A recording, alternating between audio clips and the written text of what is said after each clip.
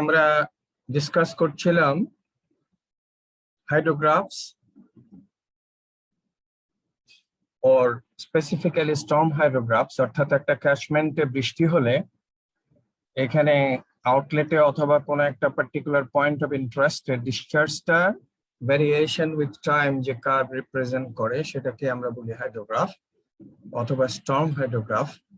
তো এই হাইড্রোগ্রাফটা এটার একটা typical hydrograph, different components and different elements আমরা ডিসকাস করেছি এবং এই হাইড্রোগ্রাফের শেপ পার্টিকুলারলি পিক ডিসচার্জ, টিপিকে, টিবি এগুলো এলিমেন্টগুলো কি কি ফ্যাক্টর এফেক্ট করে, ইনফ্লুয়েন্স করে সেগুলো আমরা লাস্ট ক্লাসে ডিসকাস করেছি এবং সেখানে একটা টেবিল ছিল এবং ফ্যাক্টর গুলোকে আমরা দুটা ক্যাটাগরিতে ভাগ করতে পারি, physiographic factor and climatic factor. এর মধ্যে দুইটা ইম্পর্টেন্ট, একটা হচ্ছে বেসিন ক্যারেক্টারিস্টিক আর আরেকটা হচ্ছে স্টর্ম ক্যারেক্টারিস্টিক। আমরা এগুলো লাস্ট ক্লাসে ডিসকাস করেছি অলরেডি। আজকে আমরা যেটা দেখব সেটা হচ্ছে salient features of different components of the storm hydrograph or simply hydrograph। এটার যে সমস্ত যে কম্পোনেন্ট গুলো আছে, যেমন রাইজিং লিম, আমরা যদি এই রাইজিং লিমটা দেখি তাহলে এই রাইজিং লিম অর্থাৎ এ টু বি এটা হচ্ছে রাইজিং লিম। এটার সেলিয়েন্ট ফিচার্স গুলো কি কি আমরা যদি দেখি যে এইটা বিগিনিং এখানে ডিসচার্জটা ইনক্রিজ করা শুরু হয় because of the rainfall, but rate of increase এর স্লোপটা কিন্তু ইনিশিয়ালি কম থাকে কারণ ফুল এরিয়া কন্ট্রিবিউট করে না, and at the same time যে ইনিশিয়াল লস, ইনফিল্ট্রেশন লস এগুলো হাই থাকে। তারপর আস্তে আস্তে সমস্ত এরিয়া থেকে এই পানি আসতে থাকে, বৃষ্টির পানি more and more area contribute করে, and at the same time এই লসটাও কমে যায়, ফলে ডিসচার্জের রেটটা ইনক্রিজ করে খুব শার্প। তাহলে এইরকম হচ্ছে ক্যারেক্টারিস্টিক, যেমন এখানে আমি অলরেডি মেনশন করেছি, it represents the increase in discharge due to gradual building up of storage in the channels and over the catchment surface এবং চ্যানেলে যে স্টোরেজ বিল্ড আপ হয় এই জন্য দেখা যাচ্ছে এই কিউটা হচ্ছে, ডিসচার্জটা হচ্ছে। and slow rise in the initial periods due to initial losses and high infiltration losses, and rapid rise afterwards due to more and more flow from the distant parts and decrease in infiltration loss। তাহলে দেখা যাচ্ছে যে এই পার্টটা কিন্তু affected by or influenced by both type। এই যে দুইটা মেইন পার্ট বললাম, একটা হচ্ছে বেসিন ক্যারেক্টারিস্টিক আর একটা হচ্ছে স্টর্ম ক্যারেক্টারিস্টিক, কারণ তখনও বৃষ্টিটা অন থাকে। এরপরে হচ্ছে crest segment, BPC. This crest segment contains the peak discharge, আর এটা একটা পয়েন্ট অফ ইনফ্লেকশন আর এটা আরেকটা পয়েন্ট অফ ইনফ্লেকশন। আর এই point of inflection C represents the maximum storage in the catchment. এবং ক্যাচমেন্টের স্টোর কিভাবে থাকতে পারে? সারফেসের উপরে থাকতে পারে, সয়েলে থাকতে পারে অর্থাৎ ইন্টারফ্লো হিসাবে এবং বেস ফ্লো হিসাবে, এবং টোটাল স্টোরেজটা এখানে ম্যাক্সিমাম। এরপরে যখন নর্মালি হয় কি এই পিক ডিসচার্জটা, এই পিকটা লার্জ বেসিনে যে পিকটা অকার করে কখন? After the end of the rainfall. তা আমরা এই ক্যারেক্টারিস্টিক গুলো এখানে লিস্ট ডাউন করেছি। It contains the peak discharge which occurs when the runoff from all parts contribute the flow at the outlet, and for large basins a peak discharge occurs after the cessation of rainfall অর্থাৎ end of rainfall। আর এই time to pick কোনটা? যেটা আমরা already বলেছি, from the beginning of the precipitation up to the peak, from the beginning of the precipitation up to peak পর্যন্ত যে টাইমটা, এটাকে বলা হয় টাইম টু পিক। আর এই টাইম টু পিকটা এটা নির্ভর করে এখানে বলা হচ্ছে, যেমন আমরা অলরেডি ডিসকাস করেছি, এই টাইম টু পিক এইটা control by basin and storm characteristic, এই দুইটাই storm characteristic and basin characteristic, এই দুইটাই ইনফ্লুয়েন্স করে। এরপরে আরেকটা পার্ট হচ্ছে recession part or falling limb, যেটা আরেকটা পার্ট, অর্থাৎ সিডি। সিডিটা হচ্ছে কি, এটা এই সময় কিন্তু বৃষ্টি অলরেডি থেমে গেছে, তাহলে এখানে this CD represents the depletion or recession of water from the catchment, যেটা স্টর্মের সময় স্টোরড অবস্থায় স্টোরড হয়েছিল সারফেসের উপরে ইন্টারফ্লো হিসেবে, অথবা এটা বেস ফ্লো হিসেবে, গ্রাউন্ড ওয়াটার ফ্লো হিসেবে যেটা ছিল সেটা ডিপ্লিট করে। সো এই সিডি এই সময় কিন্তু স্টর্ম আর অ্যাক্টিভ না। এখন তাহলে দেখা যাচ্ছে যে সিডির শেপটা এটা কিন্তু ডিপেন্ড করে ওনলি বেসিন ক্যারেক্টারিস্টিক্স এর উপরে, স্টর্ম ক্যারেক্টারিস্টিক্স এর উপরে না। আর বেসিন ক্যারেক্টারিস্টিক্স গুলো আমরা দেখেছি, যেমন তার শেপ, তার সাইজ, তার স্লোপ, তার land use, infiltration characteristic, channel density etcetera, এগুলো খুব একটা time to time, storm to storm এটা ভ্যারি করে না। কাজেই এইটার যে শেপটা, এই কার্ভের যে শেপটা, এটা হয়তো উপরে নিচে হতে পারে, বাট এই শেপটা এটা কিন্তু totally control by the basin characteristic, এবং খুব একটা চেঞ্জ হয় না। এবং এই ইনফরমেশনটা কোয়াইট ভ্যালুয়েবল, কারণ আমরা যদি এই কার্ভের ইকুয়েশন, সিডির ইকুয়েশন জানি, তাহলে যে কোনো এক জায়গায় ডিসচার্জ যদি নোন থাকে, তাহলে আর একটা জায়গায় আফটার টাইম টি কত ডিসচার্জ হবে এটা আমরা বের করতে পারি। এবং এই ইনফরমেশনটা ভেরি ইম্পর্টেন্ট, যেটা আমরা বলি এখানে কিন্তু কোনো বৃষ্টি নেই, এই সময় কি হচ্ছে, যেটা বেসিনের মধ্যে ক্যারেক্টারিস্টিকের মধ্যে যেটা পানিটা স্টোর ছিল সেটা ডিপ্লিট করছে। এবং এই ফলে এখানে যদি আমরা এই অর্থাৎ এটা হচ্ছে কি ড্রাই পিরিয়ড, কাজেই কোনো একটা স্ট্রিমের ড্রাই পিরিয়ডে ফ্লো কত থাকবে, আমরা যদি একটা সার্টেন, যেমন আমাদের দেশে অক্টোবরে এই সময় আমাদের মনসুন সিজন শেষ হয়, আর সবচেয়ে ক্রিটিক্যাল টাইম হচ্ছে মার্চ এপ্রিলে, যখন পানি খুব কম থাকে। কাজেই আমরা যদি অক্টোবর নভেম্বরের দিকে একটা ডিসচার্জ মাপতে পারি কোন একটা চ্যানেলে, তাহলে মার্চ এপ্রিলে ডিসচার্জ কত হবে ডিউরিং দ্য ড্রাই পিরিয়ড, যেখানে রিসেশন হচ্ছে, ডিপ্লিশন হচ্ছে স্টোরড ওয়াটার, এটা আমরা প্রেডিক্ট করতে পারবো। এটা হচ্ছে লো ফ্লো প্রেডিকশন। তাহলে low flow or lean flow prediction model আমরা এটা থেকে ডেভেলপ করতে পারি যদি আমরা এই রিসেশন কার্ভটা অ্যানালাইজ করি। তাহলে এখানে আমি এই পয়েন্টগুলো উল্লেখ করেছি। Recession limb, it extends from the point of inflection after the end of crest segment to the commencement of the groundwater flow or base flow. তার মানে এটা এক্সটেন্ড করে from C অর্থাৎ পয়েন্ট অফ ইনফ্লেকশন থেকে, which represents the maximum storage, এখান থেকে end of surface runoff or direct runoff পর্যন্ত যে কার্ভটা এটা রিপ্রেজেন্ট করে। এটা ফার্স্ট পয়েন্ট আমরা এখানে বললাম। আর it represents the withdrawal of water from the storage build up during the earlier phases. আর এটা যে স্টোরেজটা হতে পারে, একটা হচ্ছে সারফেসের উপরে স্টোরেজ, আর একটা সয়েলের মধ্যে আনস্যাচুরেটেড জোনে যেটা ইন্টারফ্লো স্টোরেজ, আর আরেকটা হচ্ছে বেস ফ্লো স্টোরেজ। আর এর শেপটা entirely depend on basin characteristic, so that আমরা এই রিসেশন অফ স্টোরেজ, এই রিসেশন কার্ভটাকে আমরা রিপ্রেজেন্ট করতে পারি by a power equation, exponential equation, power equation. তার মানে QT is equal to Q0 into KR to the power T. এখানে QT হচ্ছে discharge at any time after the measured value Q0, অর্থাৎ Q0 যদি আমার জানা থাকে স্টার্টিং, তাহলে আফটার টাইম T QT কত হবে আমরা পাবো, T যেহেতু জানা আছে। যদি আমরা KR টা জানি, KR টাকে বলা হয় রিসেশন কনস্ট্যান্ট, এবং এই রিসেশন কনস্ট্যান্ট এটা খুব একটা চেঞ্জ হয় না, এবং এইটা লেস দেন 1, এটার ভ্যালুটা লেস দেন 1। তো আমরা এখানে জানি যে স্টোরেজটা হতে পারে সারফেসের উপরে, ইন্টারফ্লো স্টোরেজ হতে পারে, বেস ফ্লো হতে পারে, কাজে care consists of three parts.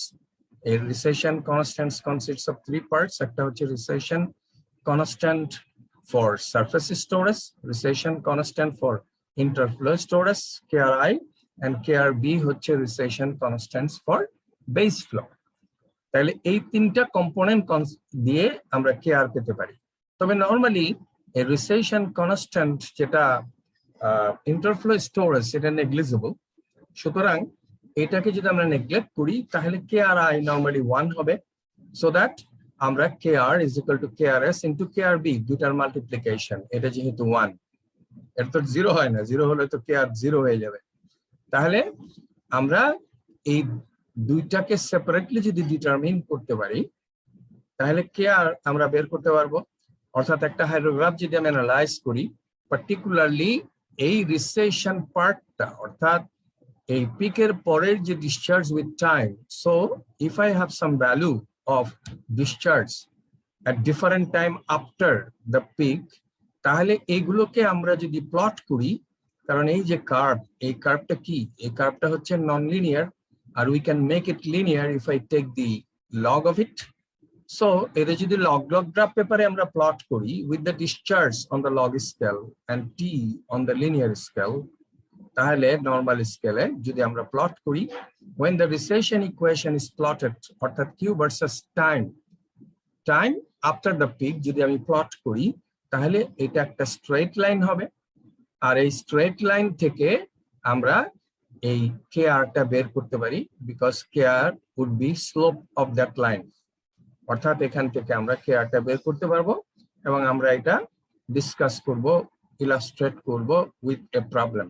একটা প্রবলেম করে তোমাদের বইয়ের ওয়ার্কআউট এক্সাম্পল আমরা ডিসকাস করে এটাকে ইলাস্ট্রেট করব, যে আমরা হাইড্রোগ্রাফ অ্যানালাইসিস করে, particularly recession part of the hydrograph analyse করে, অর্থাৎ সেমিলগ গ্রাফ পেপারে প্লট করে আমরা কি করে KR টা বের করতে পারি, ডিফারেন্ট কম্পোনেন্ট অফ KR, অর্থাৎ KRB বের করব, দেন KRS বের করব, দুইটা মাল্টিপ্লাই করলে আমি KR পাবো। নরমালি KRI টা নেগলিজেবল থাকে, অর্থাৎ এটার ভ্যালুটা 1 ধরা হয়।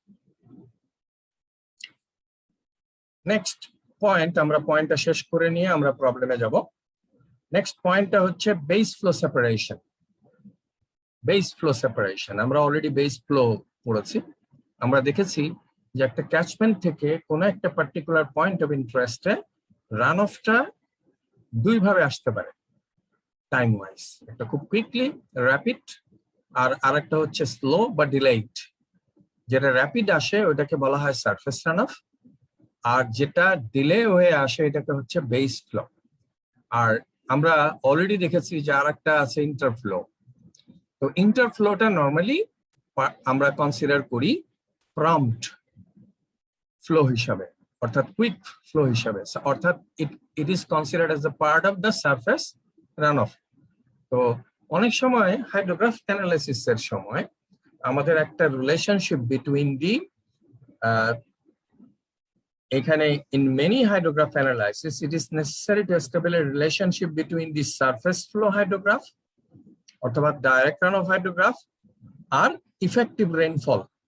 এটার সাথে অনেক সময় রিলেশনশিপের খুব প্রয়োজন হয়। আমরা দেখব এরপরে হাইড্রোগ্রাফ যখন বা ইউনিট হাইড্রোগ্রাফ যখন ডিসকাস করব, তখন আমরা দেখব যে ইফেক্টিভ রেইনফল যদি জানা থাকে তাহলে এখান থেকে আমরা সারফেস ফ্লো হাইড্রোগ্রাফটা প্রেডিক্ট করতে পারি, if I no the relationship. So এই রিলেশনশিপটা অনেক সময় দরকার পড়ে। আর এই ইফেক্টিভ রেইনফল পার্ট কোনটা, এটা হচ্ছে রেইনফল মাইনাস দ্য লসেস। আর লস গুলো আমরা অলরেডি দেখেছি, একটা হচ্ছে ইনিশিয়াল লস আর একটা হচ্ছে ইনফিল্ট্রেশন লস মেইনলি। evapotranspiration লসটা নেগলিজেবল ধরা হয়। The surface flow hydrograph is obtained by separating the quick response flow, that is the surface runoff, from the slow response runoff, that is the base flow. তাহলে আমরা base ফ্লোটাকে যদি separate করি total flood hydrograph থেকে, অর্থাৎ Sturm hydrograph থেকে বা hydrograph থেকে, তাহলে আমরা পেয়ে যাব সারফেস ফ্লো হাইড্রোগ্রাফ বা সারফেস রানঅফ হাইড্রোগ্রাফ। এবং যেটা আমরা বলছিলাম যে interflow is usually considered as a part of the surface flow, এটা সারফেস ফ্লো পার্ট হিসেবে কনসিডার করা হয়। Thus, only base flow is deducted from the total storm hydrograph to obtain surface runoff hydrograph. কাজে surface runoff hydrograph যদি আমরা পেতে চাই তাহলে আমরা কি করব, বেস ফ্লোটা সেপারেট করব। কিভাবে? আমরা প্রথমে একটা বেস ফ্লো আগে এস্টিমেট করব, তারপর ওই বেস ফ্লোটা টোটাল ফ্লাড হাইড্রোগ্রাফের অর্ডিনেট থেকে সাবট্রাক্ট করলে বাকিটাই আমরা পেয়ে যাব সারফেস রানঅফ হাইড্রোগ্রাফের অর্ডিনেট। এখানে there are three methods of separation, তিনটা মেথড আছে। এই তিনটা মেথড হচ্ছে method 1, method 2 and method 3। Method 1টা হচ্ছে স্ট্রেট লাইন মেথড। এটা একটা টিপিক্যাল, যেটা আমরা বলছি, এটা যদি টোটাল হাইড্রোগ্রাফ হয়, আমরা বেস ফ্লোটা সেপারেট করতে চাই, তাহলে তিনটা মেথডের ফার্স্ট মেথডটা হচ্ছে স্ট্রেট লাইন মেথড।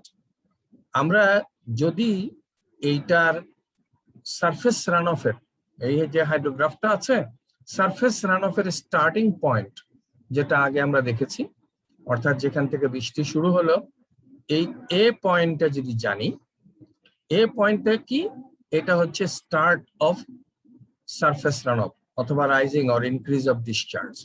আর বি পয়েন্ট এটা হচ্ছে end of surface runoff. End of surface, এটা আমরা বিগিনিং অফ সারফেস রানঅফটা হয়তো ইজিলি আমরা আইডেন্টিফাই করতে পারবো, কিন্তু বিটা অর্থাৎ and of surface runoff identify করা কিন্তু ডিফিকাল্ট। তখন কি করা হয়, একটা গাইডলাইন ইউজ করা হয়, অর্থাৎ B end of surface runoff or direct runoff, এটা অকার করে N days after the peak, যেটা আমরা অলরেডি ডিসকাস করেছি সাইজ কিভাবে এফেক্ট করে এটা, এই এন। এবং নর্মালি এখানে একটা রিলেশনশিপ গাইডলাইন হিসেবে ইউজ করা হয়, N is the time in days. এটা কোনটা, এটা হচ্ছে পিক থেকে এন্ড অফ সারফেস রানঅফ পর্যন্ত 0.83 a to the power 0.2, এটা হচ্ছে area of the catchment in kilometre square. কাজে এরিয়া যদি জানা থাকে 0.2 দিয়ে রেজ করলে 0.83 দিয়ে মাল্টিপ্লাই করলে আমরা এন ইন ডেজ পাবো। অর্থাৎ এখান থেকে পিক তো আমরা ইজিলি আইডেন্টিফাই করতে পারি একটা হাইড্রোগ্রাফে, টেবুলার ফর্মে থাকুক অথবা গ্রাফে থাকুক, আমরা এই পয়েন্টটা কিন্তু ইজিলি আইডেন্টিফাই করতে পারি। কাজে এখান থেকে যদি আমরা ওটা এস্টিমেট করি, তাহলে এন্ডে পরে গিয়ে আমার বিটা হবে। So if I know B, তাহলে এ আর বি আমরা স্ট্রেট লাইন দিয়ে কানেক্ট করব, সো দ্যাট এই স্ট্রেট লাইনের নিচের পার্টটা হচ্ছে বেস ফ্লো, উপরের পার্টটা হচ্ছে সারফেস রানঅফ। কাজে আমার টোটাল ডিসচার্জ যদি জানা থাকে আর করসপন্ডিং বেস ফ্লো যেটা আছে এটা সাবট্রাক্ট করলে উপরেরটাই আমি পেয়ে যাব। যে বেস ফ্লো আছে সেটা যদি সাবট্রাক্ট করি তাহলে এই পার্টটা হচ্ছে আমার সারফেস রানঅফ। তাহলে they join the beginning of the surface runoff point A to the point representing the end of direct runoff or surface runoff point B with a straight line. Point B is difficult to locate exactly, and empirical equations for time interval n in days from the peak to the point B এটা আছে, তাহলে এটা আমরা বের করতে পারবো, B পয়েন্টটা estimate করতে পারবো। But we have to apply our judgement also, আমরা এই ধরনের প্রবলেম করব। তো এটাই কি হচ্ছে দিস মেথড, এটা তাহলে খুব স্ট্রেট এন্ড সিম্পল মেথড। এটা this method is the simplest of all the method. এখানে তিনটা মেথড আছে, তিনটা মেথডের মধ্যে এটা হচ্ছে সিম্পলেস্ট মেথড। সেকেন্ড মেথড যেটা, সেটা হচ্ছে যে প্রিভিয়াস যে, এটা তো স্টার্ট অফ রেইনফল অথবা স্টার্ট অফ সারফেস রানঅফ, তার আগে যে ডিসচার্জ কার্ভটা আছে it represents the base flow curve. এটাকে আমরা এক্সটেন্ড করব up to point C corresponding to the peak discharge. এই সিটা হচ্ছে একটা অর্ডিনেট, আমরা যদি পিক ডিসচার্জ দিয়ে একটা অর্ডিনেট আঁকি তাহলে এটা যে ইন্টারসেক্ট করবে এই কার্ভকে, এটা হচ্ছে পয়েন্ট সি। তারপর সি আর বি আমরা স্ট্রেট লাইন দিয়ে কানেক্ট করব। কাজে প্রিভিয়াস যে বেস ফ্লো কার্ভ আছে সেটা এক্সটেন্ড করব up to the point C corresponding to the peak discharge, and এখান থেকে আমরা কানেক্ট করব স্ট্রেট লাইন, এটা হচ্ছে method 2। So the base flow curve existing prior to the commencement of the surface runoff is extended till it intersects the ordinate drawn at peak value অর্থাৎ C. This point peak not C, এটা C হবে না, এটা হবে কি, ও এইটা point C, but এটা হচ্ছে কিন্তু পি, কার্ভের উপরে গ্রাফের উপরে যেটা আছে এটা হচ্ছে পি পয়েন্ট। একটু আগে আমরা যেটা দেখছিলাম এটা পিক ডিসচার্জের যেটা আমরা বলছিলাম ওটা হচ্ছে পি কার্ভের উপরে যেটা, এই যে এইটা। তাহলে পিক ডিসচার্জটা যদি আমি জানি তাহলে এটার যে অর্ডিনেট, এই কার্ভটা যেখানে গিয়ে এটা ইন্টারসেক্ট করবে এটা হচ্ছে সি। এই সি পয়েন্টটা আমরা কানেক্ট করব বি এর সাথে বাই স্ট্রেট লাইন, এটা হচ্ছে মেথড 2। এখান থেকে স্ট্রেট লাইন কানেক্ট করব বি, এটা হচ্ছে মেথড 2। আর এই মেথড 2টা হচ্ছে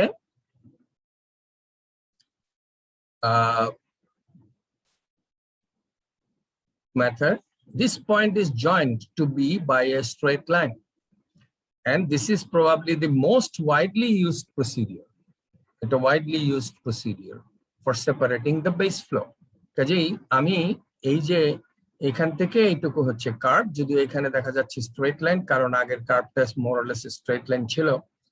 এটা যদি স্ট্রেট লাইন হয় না হয় কার্ভ থাকে তাহলে কার্ভ হিসাবে আসবে এটা, আর এই পার্টটা স্ট্রেট লাইন।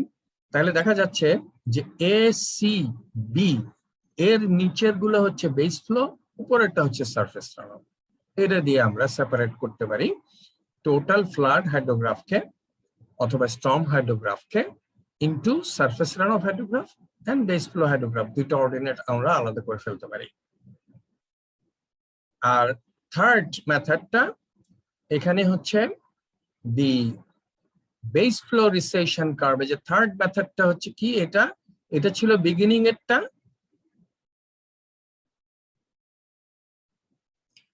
আর এটা যে after the recession, sorry after the and, এখানে যেটা আছে এখানে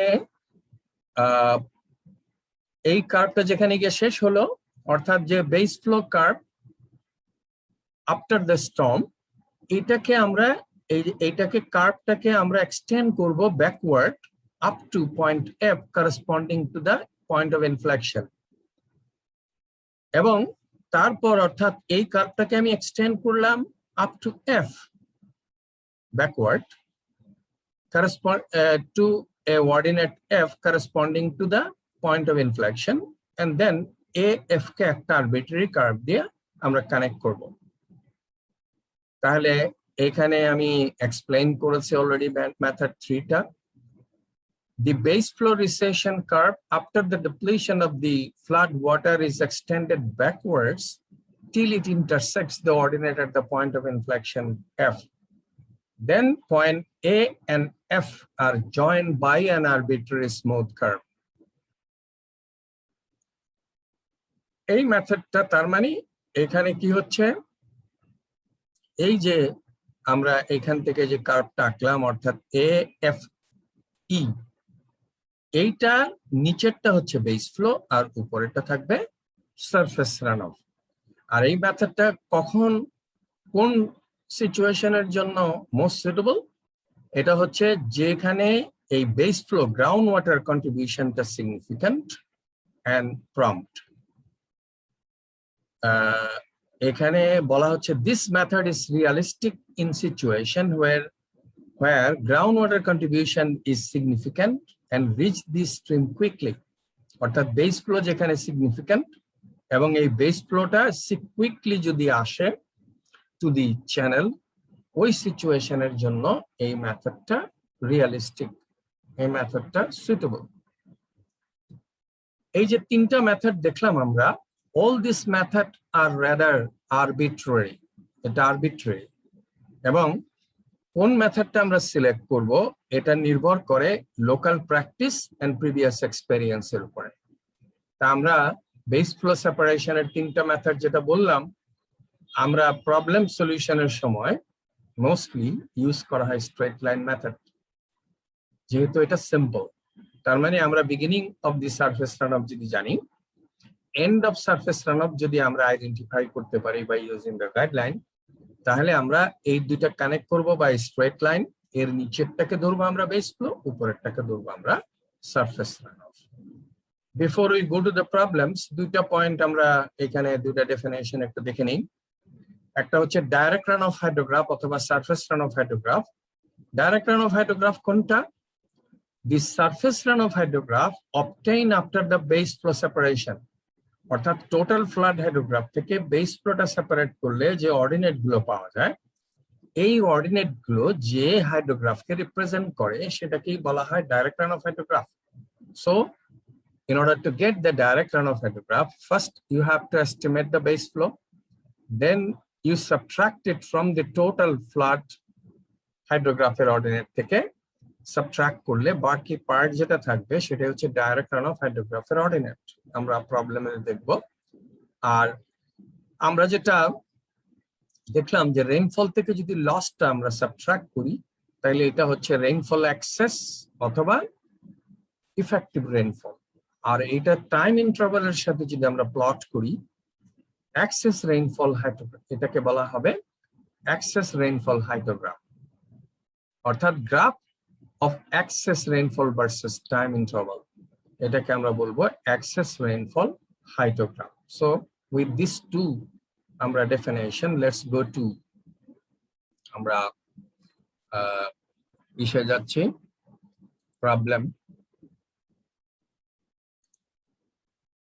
problems on hydrograph.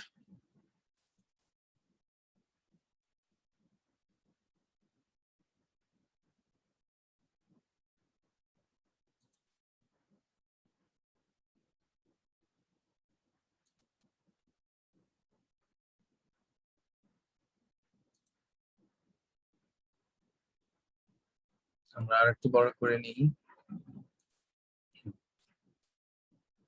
এই প্রবলেমে আমরা যেটা প্রথমে ডিসকাস করব সেটা হচ্ছে একটা হাইড্রোগ্রাফ অ্যানালাইজ করে কি করে আমরা রিসেশন কনস্ট্যান্টটা বের করতে পারি।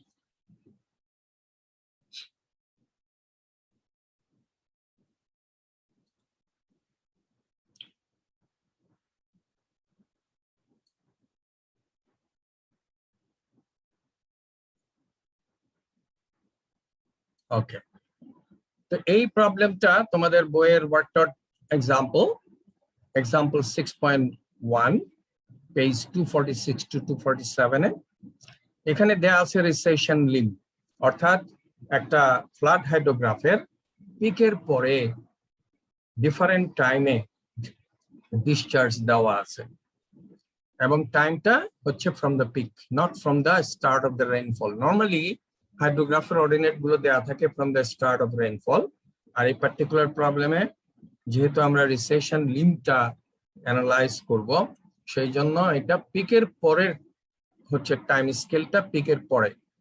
তাহলে এখান থেকে you have to find out what is the value of KRB and what is, অর্থাৎ recession constant for base flow and recession constant for surface flow storage. এই দুইটা বের করতে হবে assuming KRI to be 1.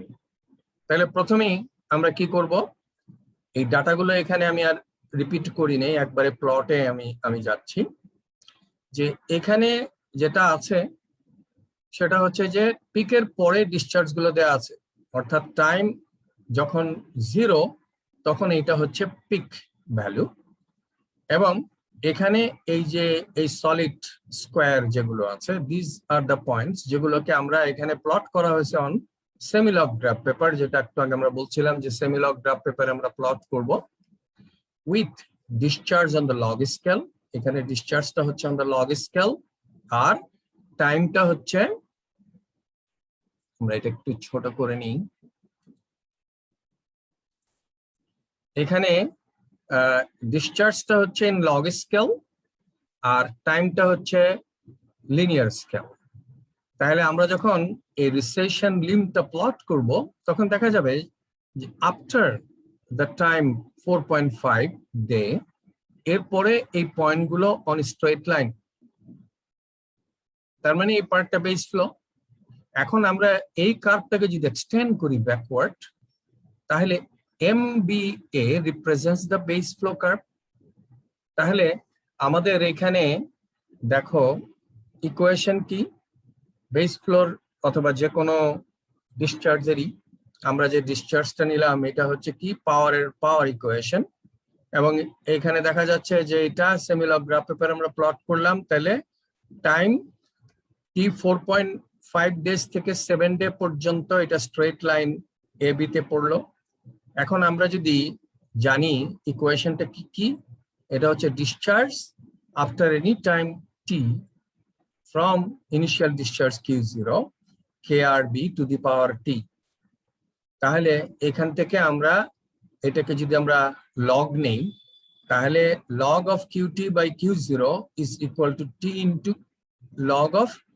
ln of KRB। তাহলে ln of KRB is equal to 1 over T ln of QT by Q0। তাহলে যদি আমি দুইটা পয়েন্ট নেই এই স্ট্রেট লাইনে, একটা হচ্ছে QT তার কারেসপন্ডিং টি, Q0 তার কারেসপন্ডিং টি, আর দুইটা টি এর মাঝখানে ডিফারেন্সটাই হচ্ছে টি, বসালে আমরা ln of KRB পাবো। তাহলে দুইটা পয়েন্ট আমি এখানে সিলেক্ট করতে পারি। একটা যদি সিলেক্ট করি যখন t is equal to 4.5 আর একটা হচ্ছে 7, তাহলে দেখবো যে কারেসপন্ডিং ডিসচার্জটা হচ্ছে যখন টাইম 4.5 তখন ডিসচার্জ ইজ 3। এই কার্ভে দেখো যখন 4.5 তখন ডিসচার্জটা হচ্ছে 3, আর যখন এটা 7 তখন এটা হচ্ছে 1.4। এটা হচ্ছে 1, এটা হচ্ছে 2 লগ স্কেল, কাজে এটা 1.4। এটা আমরা ওখান থেকে রিড করতে পারি এই দুইটা পয়েন্ট, অর্থাৎ যখন t is equal to 7 তখন ডিসচার্জ ইজ 1.4, তার মানে এটা হবে আমার QT, তাইলে 1.4, আর এটা হবে Q0, আর দুইটা টাইমের ডিফারেন্স হচ্ছে 7 minus 4.5, তাইলে এখান থেকে আমি বের করতে পারি। এবং এটা যদি আমি লন নেই এবং তারপর আমি যদি অ্যান্টি লগ নেই, তাহলে দেখা যাবে যে KRB is equal to 0.74। Alternatively আমরা MS এক্সেলে এটা করতে পারি, অর্থাৎ এই পয়েন্টগুলোকে যদি আমি এক্সপোনেনশিয়াল ইকুয়েশন রিগ্রেশন করে বের করি, এক্সেলে করা সম্ভব। তাহলে দিস ইজ দি ইকুয়েশন। তাহলে এই ইকুয়েশনের যে এই পার্টটা এটা হচ্ছে স্লোপ, অর্থাৎ ln of KRB is equal to -0.297। Anti log নিলে দেখবে মোর অর লেস একই ভ্যালু পাবা। তাহলে আমরা এখান থেকে KRB টা বের করলাম। নেক্সট আমাকে KRS বের করতে হবে। তাহলে কি করতে হবে, আমাদেরকে বেস ফ্লোটা সেপারেট করতে হবে ফ্রম দ্য টোটাল ফ্লো।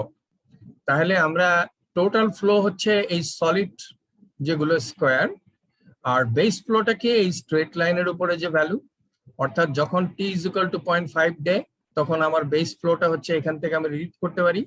তাহলে টোটাল থেকে যদি আমি সাবট্রাক্ট করি তাহলে এটা হবে আমার surface run of corresponding to 0.5 day.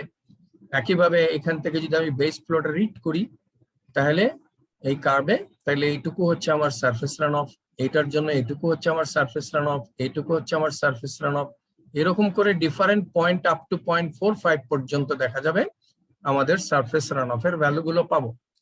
এখন যে আমি একইভাবে কিউটা ডিসচার্জটা লগ স্কেলে আর টাইমটা যদি লিনিয়ার স্কেলে প্লট করি, যেগুলো ট্রায়াঙ্গেল, সলিড ট্রায়াঙ্গেল, তাহলে দেখা যাবে যে সবগুলো পয়েন্ট একটা স্ট্রেট লাইনে পড়েছে মোর অর লেস।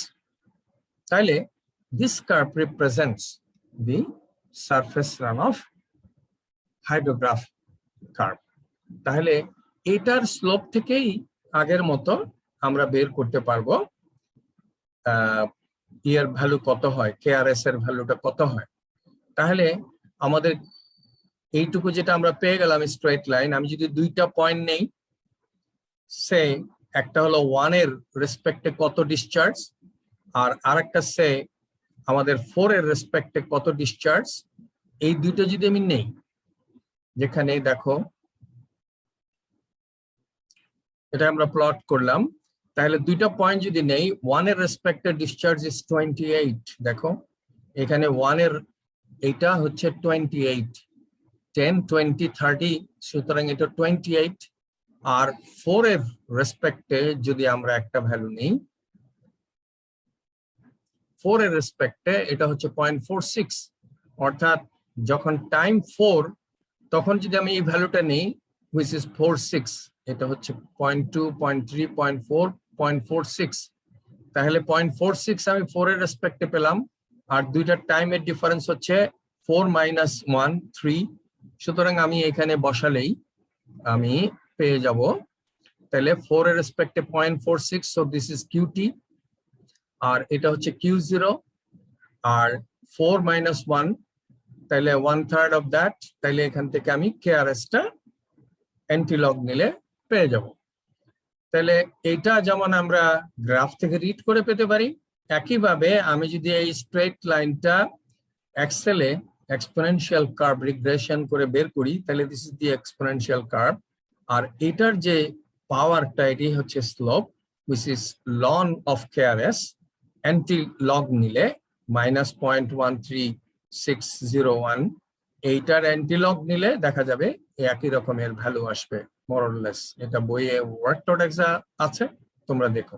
তাহলে দেখা যাচ্ছে যে আমরা রিসেশন কার্ভটা যদি অ্যানালাইজ করি, তাহলে আমরা recession constant for base flow storage and recession constant for surface flow storage পাবো, আর দুইটা মাল্টিপ্লাই করলে যেহেতু আমরা KRI1 ধরেছি, তাহলে 0.25 multiplied by 0.74 gives you KR এর ভ্যালু।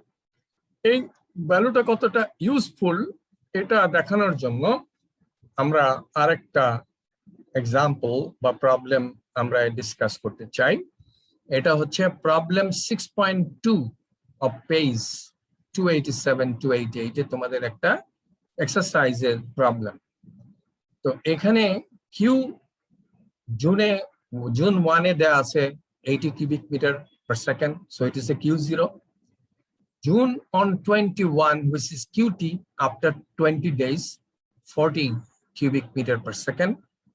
এবং এখানে অ্যাসিউম করা হচ্ছে যে কোনো বৃষ্টি নেই এই পিরিয়ডের পরে, অর্থাৎ এপ্রিল 15 এর পরেই আর কোনো বৃষ্টি নেই, কাজে জুনে তো কোনো বৃষ্টি নেই। এখন তাহলে বের করতে হবে দুটো জিনিস, একটা হচ্ছে what is the recession constant, because you know QT and Q0, you know T, সুতরাং তুমি KR এখান থেকে ইজিলি পাবা।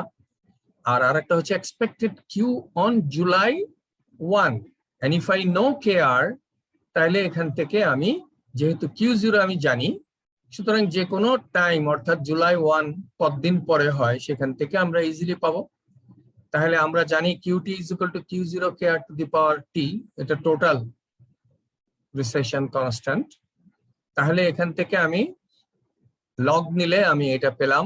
তাহলে আমার এই পার্টিকুলার কেসে এটা হচ্ছে 1, এটা 21, তার মানে 20 দিন, 21 minus 1, 20 দিন, 1/20 ln of QT by Q0, তাহলে এখান থেকে KR পেলাম 0.966। সো এইটা তাহলে আমার KR টা জানা হয়ে গেল। তাহলে discharge QT is equal to এটা হচ্ছে Q0 into KR to the power T। তাহলে পরের প্রবলেমে যেটা বলা হচ্ছে জুলাই 1 এ কত, তাহলে জুনের 1 থেকে জুলাইয়ের 1 পর্যন্ত 30 দিন, সুতরাং 30 দিন পরে হবে। আর Q0 দেওয়া আছে হচ্ছে 80, আমি এটার পাওয়ার হচ্ছে 30 করলে 28.28 আমরা পেলাম ডিসচার্জ অন জুলাই 1। তাহলে দেখা যাচ্ছে জুন 1 এ যদি আমার একটা ডিসচার্জ জানা থাকে, মেজার ভ্যালু থাকে, তাহলে দেখা যাচ্ছে 1 মাস পর এই স্ট্রিমে কত ডিসচার্জ হবে, প্রোভাইডেড এই পিরিয়ডে কোনো বৃষ্টি যদি না হয়। তাহলে এই জন্য আমরা বলছিলাম যে অনেকগুলো আমাদের এখানে নদী আছে, পেরিনিয়াল রিভার, ড্রাই পিরিয়ডে মেইনলি বেস ফ্লো এখানে আসে। সুতরাং আমরা যদি অক্টোবর নভেম্বরের দিকে একটা ডিসচার্জ জানি, তাহলে আফটার 3 মান্থস পরে ডিসচার্জ কত আসবে সেটা আমরা প্রেডিক্ট করতে পারবো। কাজে আমরা প্ল্যান করতে পারবো যে এই নদী থেকে আমি কত ফ্লো অ্যাভেলেবল হবে ফর ডিফারেন্ট ইউজেস। এটা হতে পারে for irrigation, maybe for other uses. তাহলে এটা কত ফ্লো হবে, তার মানে we can predict the low flow. এই জন্য এটাকে বলা হয় লো ফ্লো প্রেডিকশন মডেল। অতএব রিসেশন কার্ভটা কোয়াইট ইউজফুল সেখান থেকে যদি আমরা একটা রিসেশন কনস্ট্যান্ট আমার জানা থাকে বের করতে পারি বাই অ্যানালাইজিং দি হাইড্রোগ্রাফ, একটু আগে যেটা আমরা ইলাস্ট্রেট করলাম, তাহলে আমরা এখান থেকে আমার ওয়েট সিজনের শেষের দিকে কোনো ডিসচার্জ জানা থাকলে তার কারেসপন্ডিং ডিসচার্জ ট্রাই পিরিয়ডে কত হবে এটা আমরা প্রেডিক্ট করতে পারবো। তাহলে এটাকে আমরা বলবো লো ফ্লো প্রেডিকশন মডেল। আমরা নেক্সট ক্লাসে বেস ফ্লো সেপারেশনের উপরে আর একটা প্রবলেম দেখব। Do you have any question so far I discuss?